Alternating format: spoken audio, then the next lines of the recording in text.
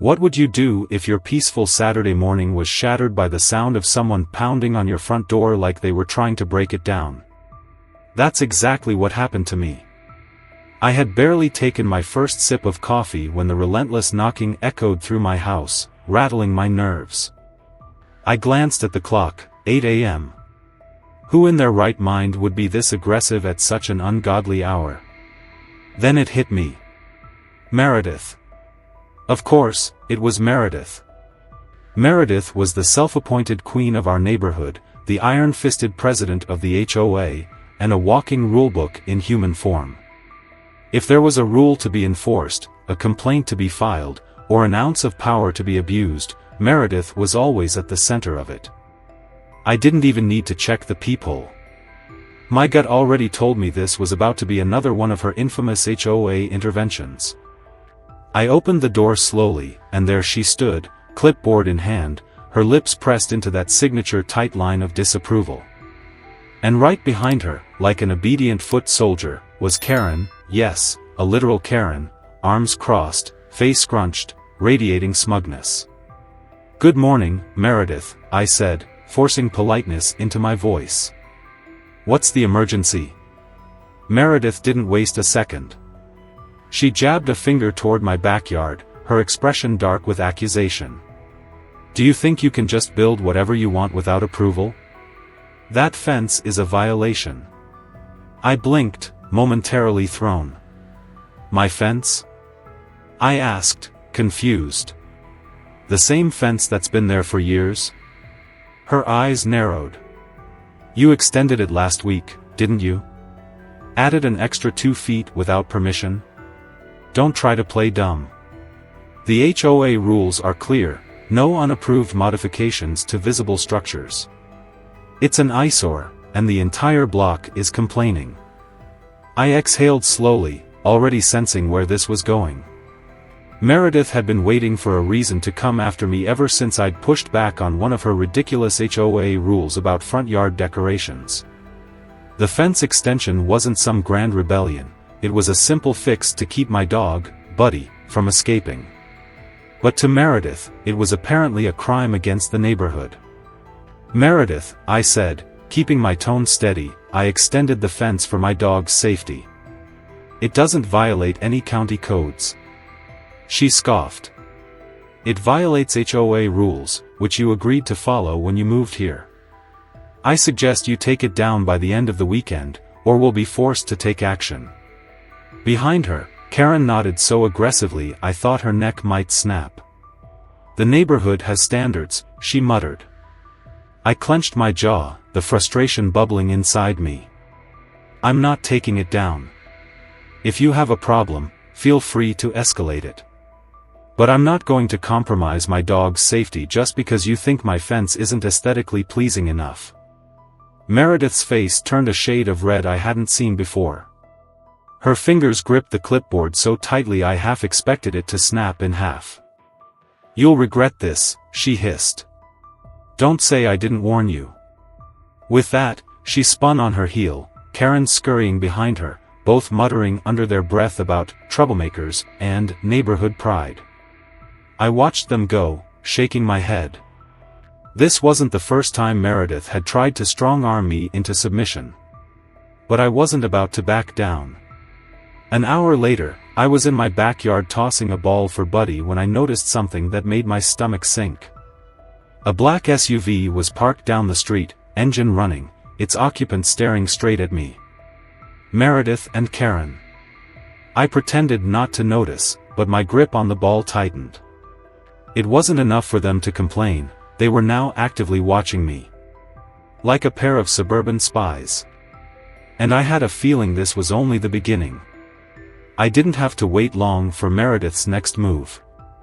By Sunday afternoon, I was pulling weeds in my front yard when I saw the flashing red and blue lights of a police car creeping down the street. My stomach twisted. No way. She wouldn't actually call the cops over a fence, would she? The car rolled to a stop in front of my house. 2 uniformed officers stepped out, one flipping through a notepad while the other surveyed the property. And, of course, emerging from the black SUV parked a few houses down, looking smugger than ever, were Meredith and Karen. They stood off to the side, arms crossed, their self-satisfied expressions making my blood pressure spike. I wiped my hands on my jeans and met the officers at my porch. "Afternoon, officers.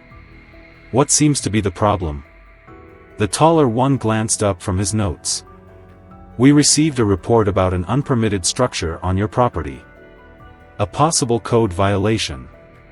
I exhaled slowly, my irritation bubbling just beneath the surface. "You've got to be kidding me. You're here because of my fence?"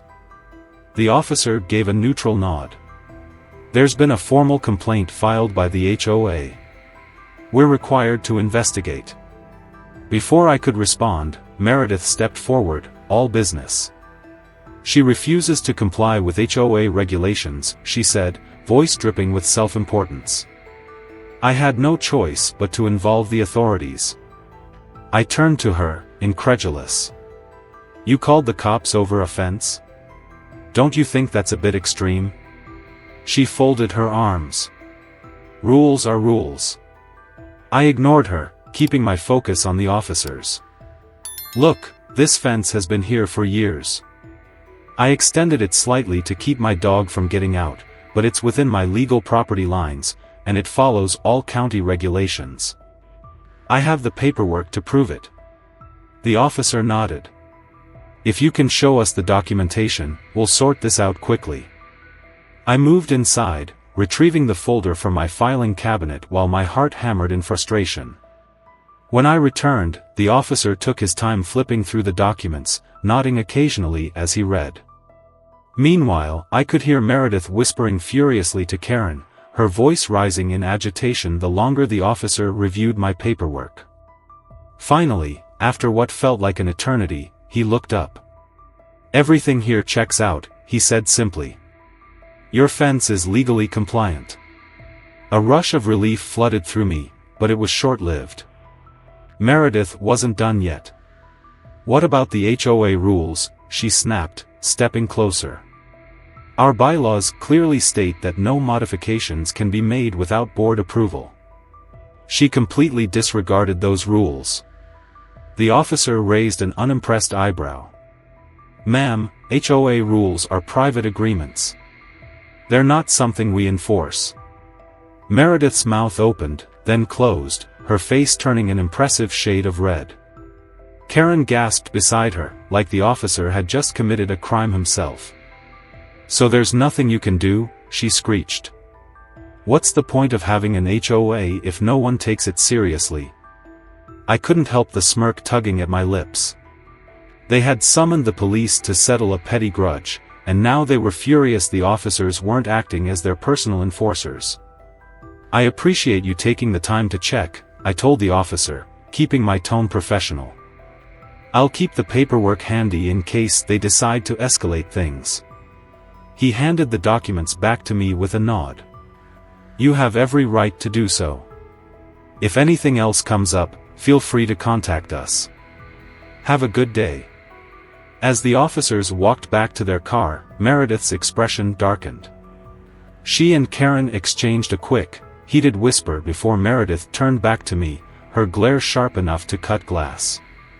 "This isn't over," she hissed. "You think you can just ignore the rules and get away with it? I'll make sure you regret this." I crossed my arms. "You're welcome to try, Meredith. But you might want to reconsider before wasting any more of your time. Or mine." Her nostrils flared. With one last glare, she spun on her heel and stomped off, Karen scurrying after her like a loyal lapdog.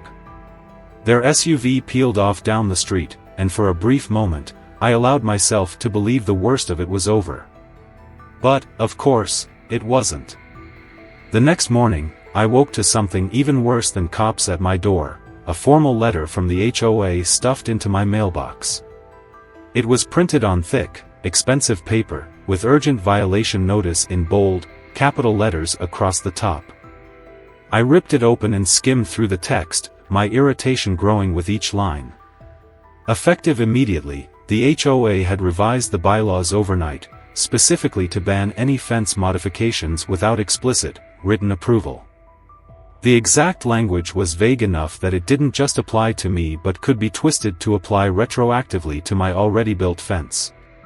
Meredith hadn't been lying when she said I'd regret it. And to make matters worse, a new clause had been added stating that any homeowner with an active HOA violation would temporarily lose voting privileges until the violation was resolved. I clenched my fists, my anger rising like a tidal wave. This wasn't just about the fence anymore. Meredith was playing dirty, rewriting the rules just to target me, and stripping me of my rights in the process. And that's when I knew, I wasn't just dealing with a petty HOA president. I was at war. By the time the HOA's revised bylaws were in effect, I realized Meredith wasn't just trying to enforce rules, she was orchestrating a takedown. The formal violation notice in my mailbox was just the beginning. Within days, I noticed a shift in my neighbors' behavior. People who used to wave in passing now avoided eye contact. Conversations died the moment I stepped outside. Then, the online attack started. One night, while scrolling through the neighborhood Facebook group, I saw a post with my address in bold letters. It was written under the official HOA account, and the message was clear: a certain homeowner has decided they are above the rules, putting our community's standards at risk. Their illegal fence is an eyesore, and they refuse to comply despite repeated warnings. Beneath it, comments poured in. If they don't like the rules, they should move. People like this are the reason property values drop. That fence is ruining the look of the whole street. I felt my stomach twist. These weren't just random complaints, these were my neighbors. Some of them I had barbecued with, exchanged holiday cookies with. Now they were turning on me, thanks to Meredith's carefully planted lies. Then came the anonymous, concerned resident letters. One arrived folded neatly in my mailbox: "You're making things worse for yourself. Just take the fence down before it escalates." Another slid under my door one evening: "No one wants trouble here. Stop acting like a problem." I clenched my fists. Meredith was turning the entire neighborhood against me, and she wasn't stopping there. The next morning, as I stepped out to get my mail, I saw two city inspectors standing in my front yard. One was jotting down notes, the other taking pictures of my house. "Can I help you?" I asked, my voice tight. One of them, a man in a blue city-issued jacket, glanced up. "We've received multiple anonymous complaints about your property. Unpermitted structures, possible pest infestation, unsafe wiring." I almost laughed. "Are you serious? My house is up to code." He shrugged. "We're just following up. Since multiple reports were filed, we're obligated to inspect." And just like that, I had to waste hours proving that I wasn't running a rodent-infested, fire-hazardous dump. As soon as the inspectors left, I saw the familiar black SUV creeping by. Karen sat in the passenger seat, phone out, no doubt filming me. I stormed toward the street, heart pounding. They wanted me to crack. They wanted me to lash out so they could use it against me. I forced myself to smile and gave a little wave instead. Karen's smug expression faltered. But Meredith had another card up her sleeve. The next day, an envelope from the HOA arrived, marked urgent, final warning. Inside was a list of fines and outstanding dues I supposedly owed. The total? $3,265. For what? According to the breakdown, $500 for unauthorized structural modifications, $750 for failure to maintain aesthetic harmony, $1,000 in back HOA dues that I had supposedly neglected, $1,015 in late fees. I had proof I had been paying my HOA dues on time. But when I logged into the HOA's online portal, my payments were missing from the records. They were erasing my payment history. Meredith had doctored the records to make it look like I was delinquent. And then, at the bottom of the notice, the final blow. Failure to pay in full within 30 days will result in a lien against your home. I gripped the letter so tightly my knuckles turned white. Meredith wasn't just trying to tear down my fence, she was trying to ruin me. And I wasn't about to let that happen. I knew Meredith and Karen were getting desperate. The fines, the fake back payments, the harassment, it was all part of their escalating attempts to break me. But I wasn't going down without a fight. If they wanted a war, they were about to get one. That night, I installed hidden security cameras around my property. Small, discreet, motion-activated. If they so much as set foot on my land again, I'd have proof. And then, it happened. At 3:17 a.m., I woke to a loud, splintering crash outside. My heart pounded as I grabbed my phone and peered out the window. What I saw made my blood boil. Two figures in hoodies were in my backyard, tearing my fence apart with crowbars and hammers. Wood splinters flew, panels cracked under their force. They weren't just vandalizing it, they were obliterating it. I grabbed my phone and hit record on my security app, zooming in as one of the figures lifted their hood for just a second, long enough to confirm what I already knew. Meredith. Karen was right behind her, holding up a clipboard, of all things, as if she was conducting an official HOA demolition. That was it. I didn't hesitate. I dialed 911, my hands shaking with rage. There are people on my property destroying my fence. I have them on camera. I need the police here now. The dispatcher assured me officers were on the way, and I stood at my window, watching them shatter months of my patience into splinters. It was only when the sound of approaching sirens filled the night that Meredith and Karen realized they were out of time. They dropped their tools and made a mad dash toward the street, but it was too late.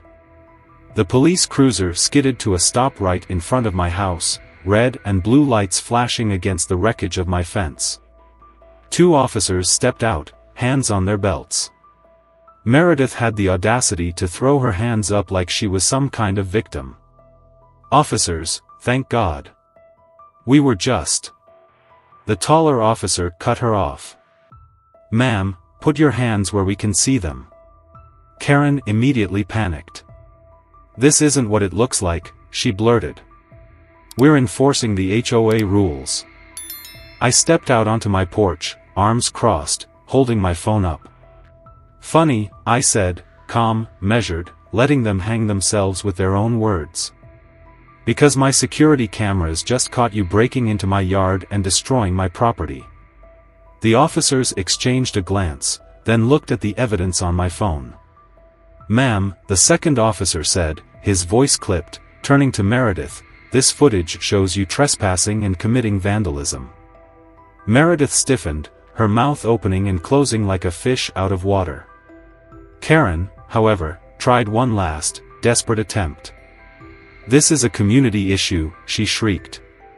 We are allowed to enforce HOA rules, and this fence was illegal. This is our property. That was all it took. The taller officer's face darkened. No, ma'am. This is not your property. You're on her private land, destroying her fence, and we now have proof. Put your hands behind your back. Karen let out an ear-piercing gasp as the officer grabbed her wrists. You can't do this. We're protecting the neighborhood. Meredith stayed silent, her jaw locked tight, probably realizing there was no way out of this. The officer cuffed her, too, reading them both their rights as I stood there, watching justice finally play out. For the first time in weeks, I felt relief. As the officers loaded them into the back of the police cruiser, Meredith shot me a final glare, her voice laced with venom. This isn't over, she hissed. I smiled. It is for you. And with that, they were driven away, leaving behind nothing but the shattered remains of my fence and the wreckage of their own arrogance. With Meredith and Karen hauled off in the back of a police cruiser, I finally allowed myself a deep breath. But I knew this wasn't over. Not yet. Meredith had spent years manipulating the HOA for her own power trip, and I wasn't about to let her walk away without consequences. If she wanted a war, I was going to end it for good.